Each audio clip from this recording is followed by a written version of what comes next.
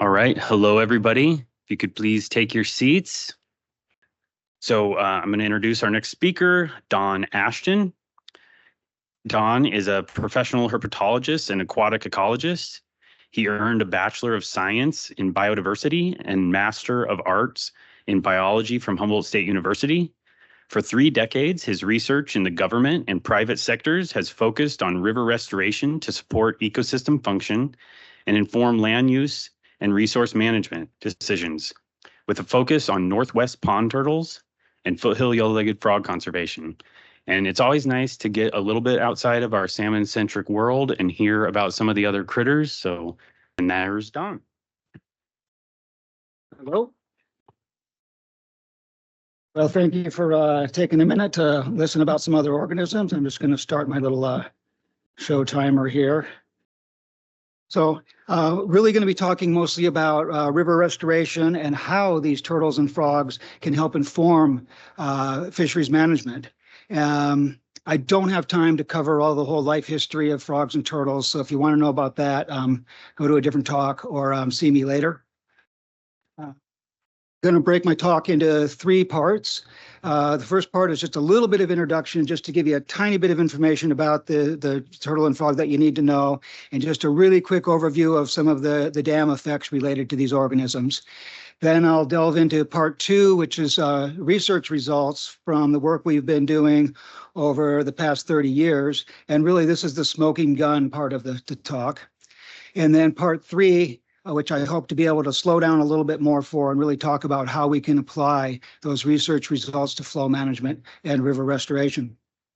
And just as I started working on the river here in 1993, and Jamie Batasso, who I think many of you know, was really a key collaborator in a lot of this work.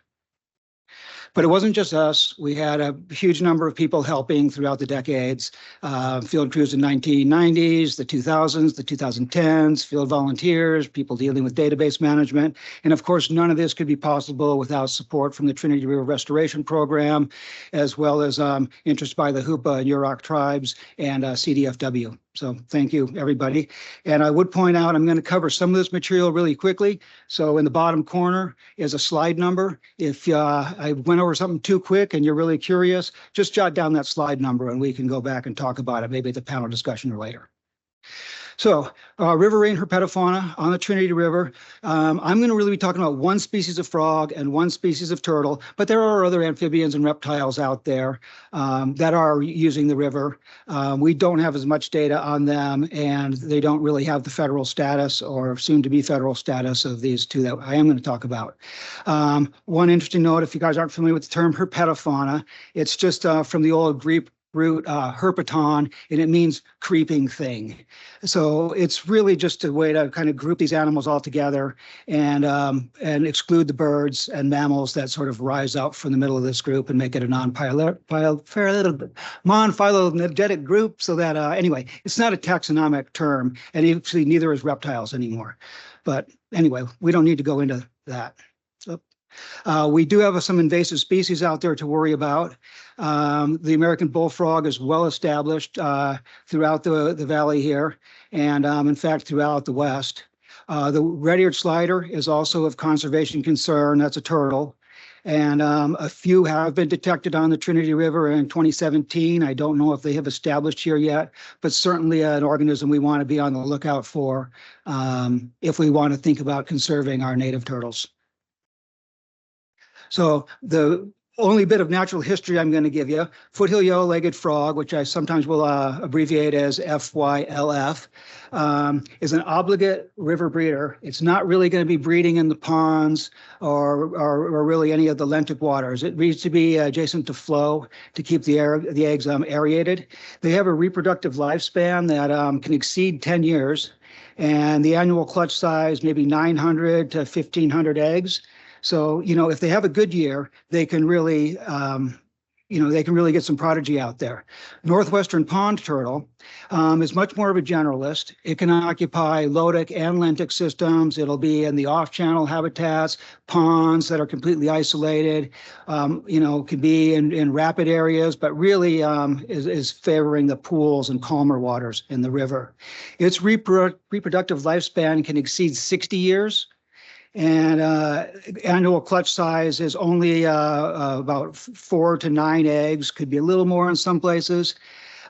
Both of these species are idioparous, breeding throughout their life. I want to say annually, but when resources are scarce or conditions are challenging, especially with the turtle, they may skip some years and only breed in alternate years or even further. Both are capable of moving long distances over land, exceeding several kilometers, but they tend to occupy fairly small areas, usually less than about a kilometer of the river channel. And they both species tend to show fairly long-term site fidelity, returning to the same sites year after year, unless conditions drastically change and they're forced to seek new habitats that provide better conditions. So they are adapted to a dynamic river system, but they also really like their home. So footed yellow-legged frog is listed as federally endangered in some parts of its range, threatened in other parts of its range, and up here in Humboldt County, Trinity County, it is not warranted for listing. I'm not sure I totally agree with that decision, but it is doing pretty well in a lot of places.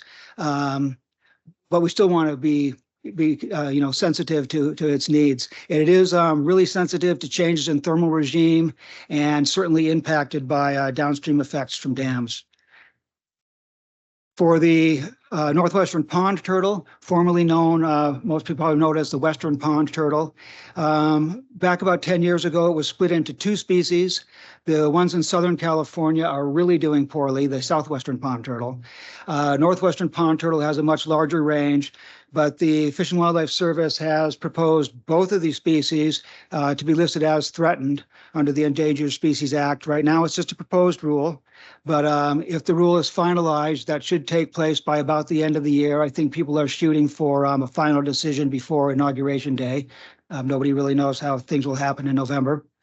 There is a reopening of the public comment period right now, which closes on May 5th. So if you wanted to get any last comments in there, I encourage you to go to the Federal Register and submit a comment during this public comment period.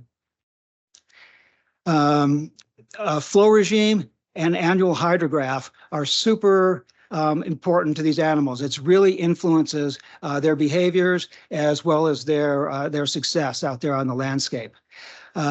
They really do use the whole landscape. These are, they're not just in the water, they're also on the land. And you can see up here in the winter time, the turtle and frog are up in the uplands. They're away from the high flows, or what traditionally would have been the high winter flows. And then in the springtime, they come down. They're usually looking to breed at the descending limb of the hydrograph, whereas the waters are receding. So we'll talk about that a little bit later when we get to flow management. And the hatchlings are in the nest or for the turtle are in the nest over winter. So there's a whole lot to consider there if this actually does get listed. It could really impact terrestrial activities throughout a large period of the year. So again, get your public comment periods in if you public comments in if you have concerns. Now, as we all know, the river is long. It potentially used to go hundreds of miles upstream and then down to the ocean, estuaries, all that. And we are really just focusing on sort of a central part. But we've got a whole diverse array of critters that's arranged themselves along this thermal continuum and river continuum. And we're really just focused on this middle chunk of the river with the Trinity River Restoration Program. But we've blocked that. And the dam really, one fragments population, really restricts movement upstream of the dam, even though we still have the turtles and the frogs upstream of the dam and downstream of the dam. Those are now genetically isolated. Furthermore, it sort of creates a conflict along the river continuum in that we are now trying to manage downstream of the dam as the cold water fisheries superimposed on top of the area that used to be dedicated to the warmer water animals. And so we're really trying to do both of these at the same time. Support a cold water fishery that used to go hundreds of miles upstream, and the turtles and frogs who are resident in the system in what were warmer waters. So there's a whole suite of dam-induced alterations to the habitat, and I don't think I need to lecture the group on this. I think people are pretty aware of that, but there are changes in channel morphology, flow regime, and thermal regime. All of these have a big effect. And one other huge effect is that with the artificial flows, we've decoupled the flow regime from the environmental cues that animals might be using. And so that's sort of another component, a little behavioral component that is also altered through these downstream effects of dams. So from there, I'm just going to jump into some of the research results that we've done, starting with the footy yellow-legged frog. And I don't expect you to be able to read these citations, but the materials will be available on the Trinity, the TripNet data portal. Most of these papers are there. We may be adding a couple of new ones.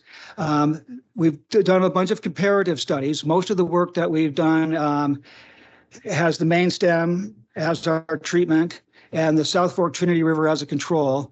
We also have some parts of this research that we do the main stem and 7 tributaries, including the South Fork, and then 6 other tributaries.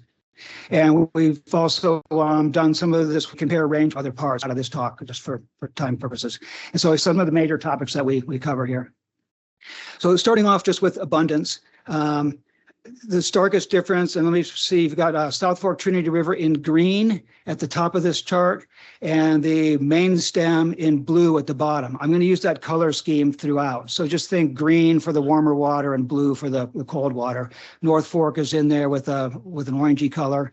But what I want you to notice is pretty high. This is egg mass counts per kilometer.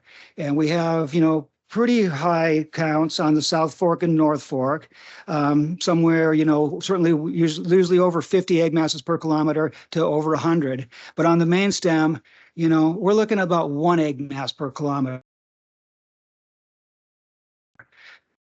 So pretty, and this data set starts in 1990.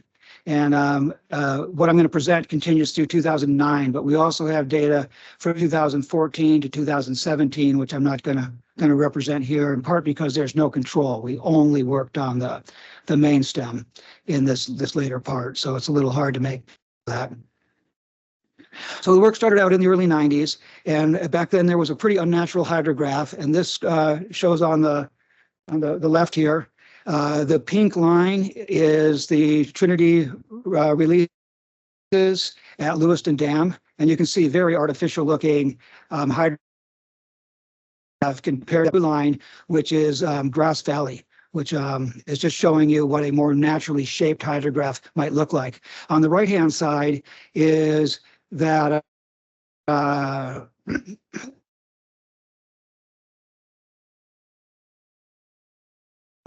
where we actually get more eggs. These are the yellow bars are egg masses. So on the top graph there, 1991, we saw a bunch of breeding happening before that peak, and then right after the peak, there was no eggs left. Everything had been scoured. And then we get a little bit of pulse of breeding just after the peak. In 1994, that big square block of water came down a little bit earlier in the spring, and all the breeding occurred after that. And we had pretty high reproductive success in 1994. So this is all pre-rod, very artificial looking. As we move forward, we get a lot more natural shape on the hydrographs. I'm not going to go into explaining all the rod flows because I think some of the other people already covered that, and will be covered a little bit more tomorrow as well. These are thermal regimes for the North Fork, South Fork, and main stem. And this is not the Thalwag. These are thermal regimes from Edgewater data loggers recorded in footy yellow-legged frog breeding habitat.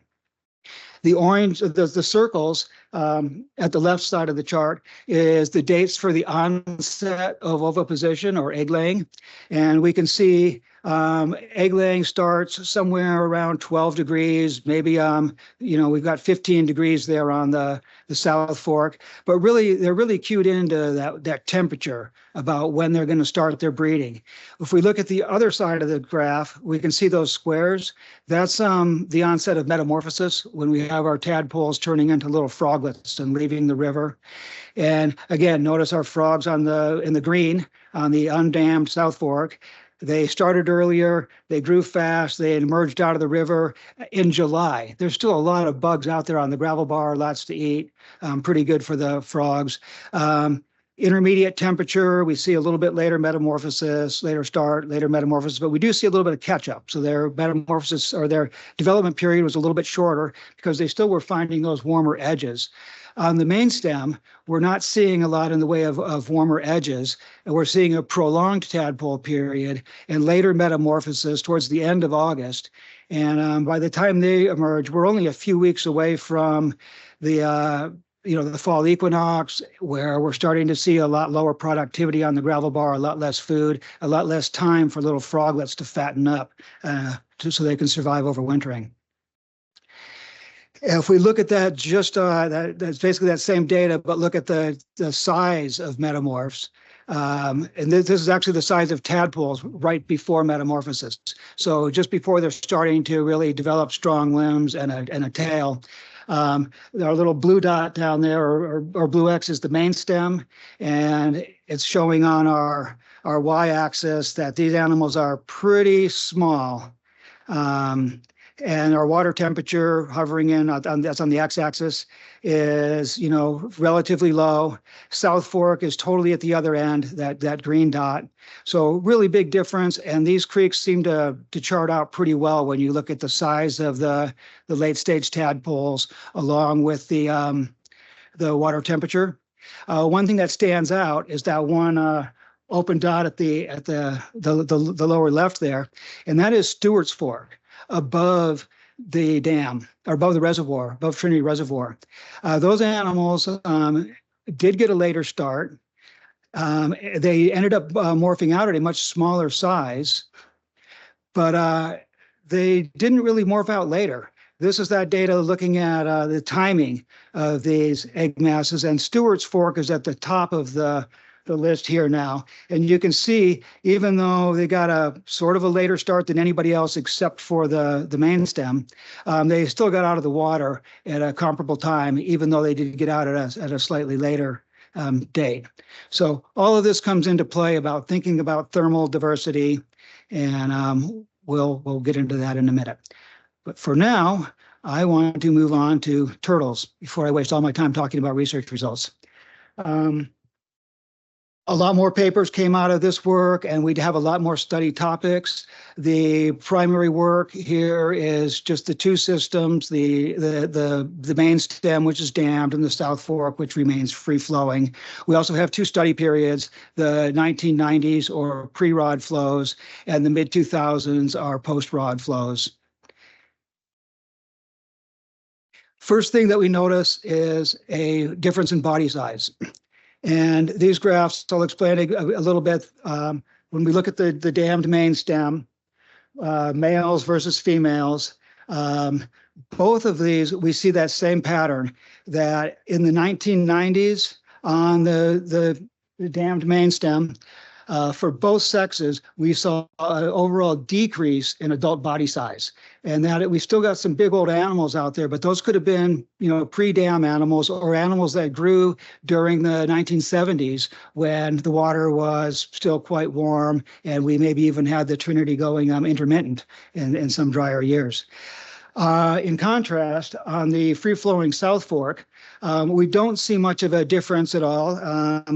In fact, there's our little trend lines there. On the South Fork, we see pretty stable for the females, maybe a slight increase in body size for the males, but the body size in general is just much larger nowadays on the main fork. We don't suspect that was the case pre-dam. We think pre-dam they might have been a little more comparable, but of course we don't have any of that data.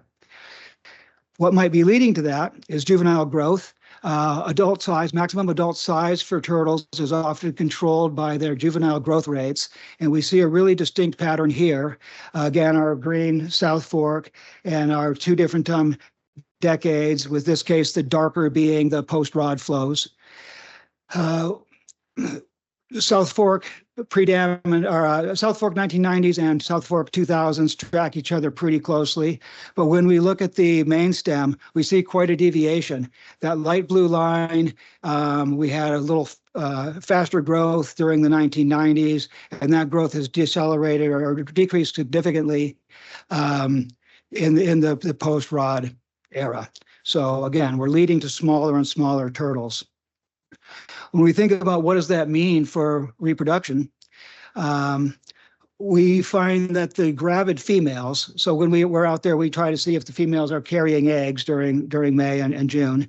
And we're seeing that on the main stem, turtles carrying eggs are much smaller. In fact, almost all the turtles on the main stem are less than 160 millimeters carapace length, where on the South Fork, almost all the gravid females are greater than 160 millimeters carapace length, which has a big influence on how many eggs they can carry and ultimately their lifetime reproductive output. If we look at the proportion of females that are gravid at any one time, we also see a difference between the 1990s and the 2000s. Still, we have a higher proportion of gravid females on the South Fork compared to the main stem. We're looking at 34% versus 15% in the 1990s, and then 25% on the South Fork versus 3%. But the big difference to look at is this drop from the main stem animals, where we went from 15% gravid down to 3% gravid in the 2000s. And that is concerning. It's going to take some decades for that really to play out in a population level statistic. But we did do some x-rays and this is really small sample size. We just went out one springtime. Took 52 x-rays right there on the side of the river. I brought a little portable x-ray machine and we ran it off a generator. And we only had 2 animals on the main stem that were gravid versus our 4 animals on the South Fork. But one of the things that I have to mention is we also x-rayed smaller turtles than we would have expected to potentially be gravid, because we wanted to figure out what's up with these smaller turtles. Are they capable of carrying eggs? And that we're just missing it because we can't get our fingers in there to feel them. So the x-ray evidence says no. None of the smaller animals were carrying eggs. Only the larger animals were carrying eggs. Is that a resource condition? Are they not feeding enough? But we didn't think that was the issue, because we pick up animals even in June.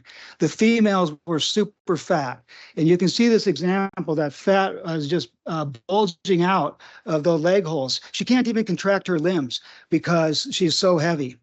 And even same thing with our juvenile animals, a lot of fat right there in those inguinal openings. And so probably it's not a resource availability, but maybe more of a resource assimilation issue.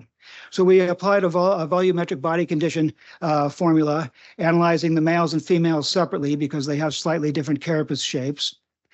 And what we found is, again, differences, although maybe not the differences we expected. We looked at animals in July and August, and we compared that looking for trends. And what we saw with the males first off, all the animals had a higher body condition on the main stem. And we also saw with the males an increasing trend from July to August on both the main stem and the South Fork. And that should be expected, at least for that increasing trend from July to August, because the turtles are trying to fatten up before overwintering. When we looked at the main stem, at the females, what we see is the females are coming into summer already heavy and staying heavy. They can't really gain anymore. The males are still following that same weight gain trend that we saw on the South Fork, from July to August. So that's fine, but we're scratching our head a little bit wondering, well, what's up with this higher body condition on the main stem, yet the turtles are smaller. We took a look at, we had a friend up in Alaska who was doing corticosteroid work to look at chronic stress in seabirds up there. So we sent him some blood samples and he ran them on our turtles and came back with a really strong signal of chronic stress in the turtles on the main stem, which we did not see in the turtles on the South Fork. So there's something going on, and we think it's that cold water is a stress for them, and that it's possibly causing them to allocate resources towards lipid storage and allocate those resources away from growth and reproduction. And that could explain the patterns we were seeing in reproductive output and body condition. Followed up with that with some radiotelemetry studies by putting temperature data recorders on some turtles and then sending them out there to see how they basically spend their summer vacation, although we collected data year round. And what we saw, we can see the daily basking, we can see them overwintering at this calm spot. But then we counted up how much time they spent basking. And if we looked at the difference between the main stem and the South Fork, we find them spending significantly more time basking on the main stem, trying to get their body temperature up. But even with all of that time spent basking, they still had an overall lower existence temperature. So despite the extra time basking, which is time taken away from foraging, mating, everything else, they still just weren't quite getting there. We looked at spatial dynamics, movement. I'm going to go pretty quick on this. Most of the turtles stayed pretty close to home, like I said. Males had a little bit longer movements, generally speaking, but and females a little closer to home. But actually, the longest movements of all were by females. And some of those could have been moving to places for suitable nesting. But yeah, some of those are pretty long distances, over 6 kilometers in some cases. What that looks on the landscape, I'll just go really quick. This is the canyon reach, basically from Steiner Flat down to Evans Bar. Some turtles making that entire movement. If I zoom in on these little blocks, these are more typical patterns. Most turtles staying in pretty isolated areas. Those carapace or those plastron photos prove these are the same individuals. It's not just a error in reading the marks. We can do the same thing looking a little further downstream by Evans Bar. We see that same pattern, very short range movements. So overall, are the turtles in the dammed river dammed? Well, we don't know so far. We still see recruitment. We're still getting young turtles, but they do have a slower growth rate, reduced adult body size, slower reproductive output. But they appear really reluctant to relocate to new areas. I'm not sure they can really escape to new thermal regimes that easily. Both river forks had similar population densities, high adult survival, and fairly high site fidelity. So a lot of similarities between these two different systems. So how can we use this to inform flow management? Well, first off, we're really looking for flow management that is synchronized to the natural hydrograph patterns. And we still need to have high flows in the winter to mobilize sediments and really get that long-term habitat creation. Earlier spring peak flows, earlier spring peak flows and lower summer base flows would help us out. And, a lot of these things that I talk about for the turtles and frogs are really stuff that I've been hearing the Samonid people talk about as well. So it's not really a zero-sum gain if we're trying to gain a functional ecosystem. All the parts of the hydrograph are important, especially those winter high flows, even though with the frog, we've really been focusing just on this spring snowmelt hydrograph. It's not the whole story. We do have a modeling tool. We can help to evaluate reproductive success. That's the foothill yellow-legged frog model developed by Steve Railsback. We've heard about some of his work earlier today. Great model, great paper you can read. Again, that's on the portal. Really a predictive tool. It isolates the effect of flow and temperature on reproductive success. So there's no other forms of mortality modeled, no predation, no resource availability, competition, trampling by recreation, boat wakes, all the other stuff that feeds into this. So it really is just isolating dam management and its potential effects to get an index value of how our operations may be affecting these animals. Just the model interface. typical output. We can see a rod hydrograph. I'm not going to go into the details on that, but be happy to talk about this 5FAM with anybody. Another example here, we saw a lot higher froglet production, but all those froglets are emerging in November. So they're probably not going to survive overwintering. So you really got to take the results that the model gives you and then interpret them biologically. Lessons learned, dry water years are the best. Earlier season hydrographs are good. Cold water early in the spring before the hydrograph, before the peak flows to discourage early breeding. Roughness ahead of the peak, again, to discourage that breeding. And then we want a gradually descending hydrograph, the same thing that the fish want, the same thing that the cottonwoods want. And then warmer summer water temperatures and avoid those late summer peaks. Those can really displace the tadpoles. And really, if you combine flow management with site restoration, you really get the greatest effect. We can still use the 5FAM model to inform river restoration because one of the outputs is a spatial component that actually shows us where each of these mortality events or success events are happening. And we can see the existing condition on the left versus a conceptual design on the right. And the frogs really responded by placing their eggs over in those design side channels out of the main channel, and they had much higher success in the design.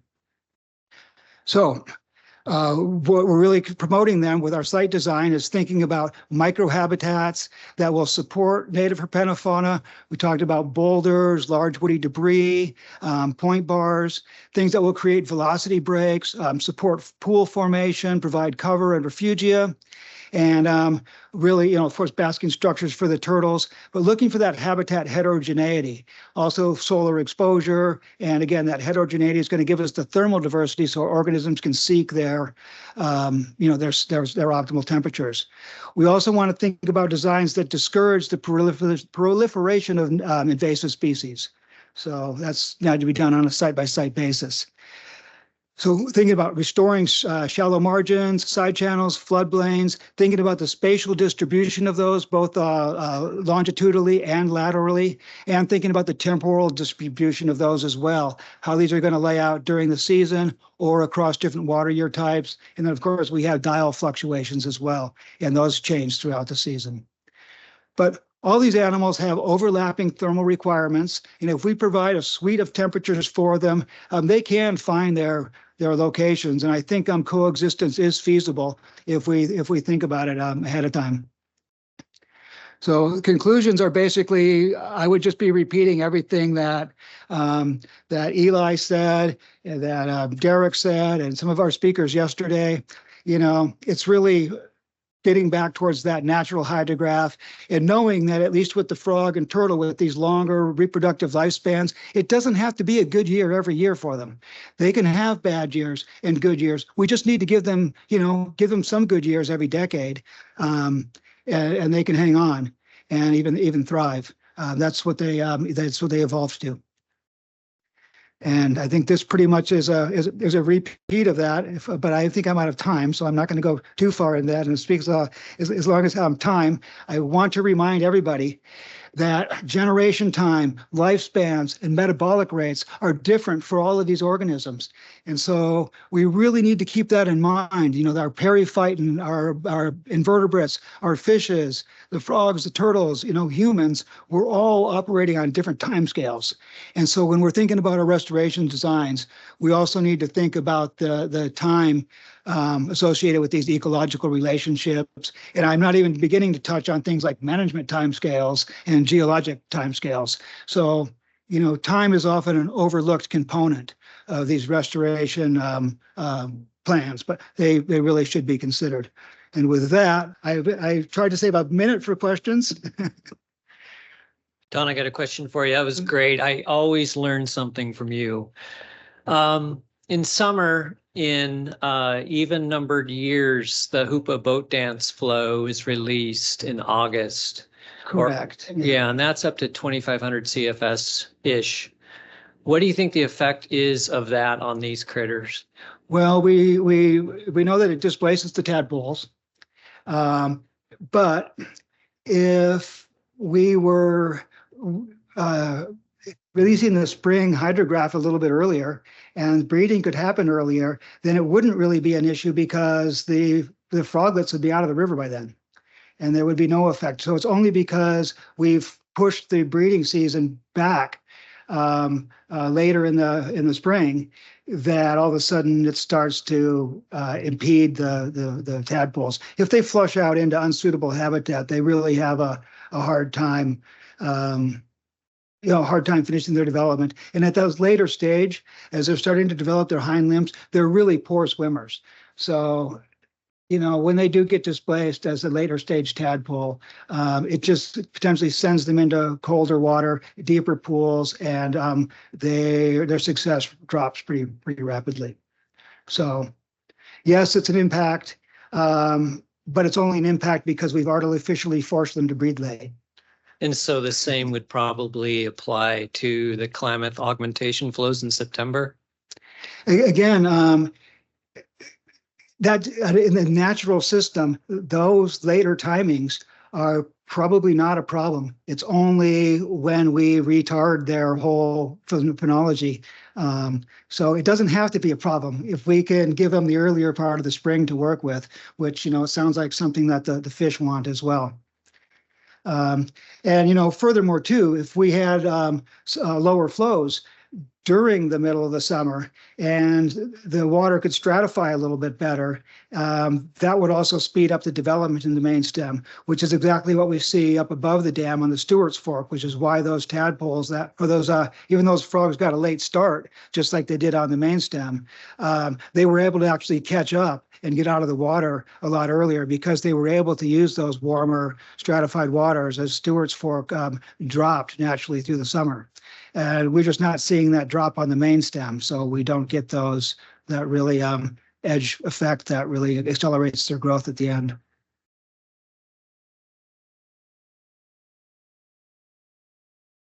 All right, yeah. So our summer flow regime, 2 to 3 times higher flows than pre-dam levels in a channel about half as wide as it used to be. It's proven detrimental to frogs and turtles, and we do it to replace cold water habitats that fish no longer have access to. But then when you go up above the dam and look at those tributaries, the Stewart's Fork, East Fork, main stem, the cold water refuges that fish would normally have access to, the frogs reappear. They're right in abundance, in contrast to the main stem below Lewiston.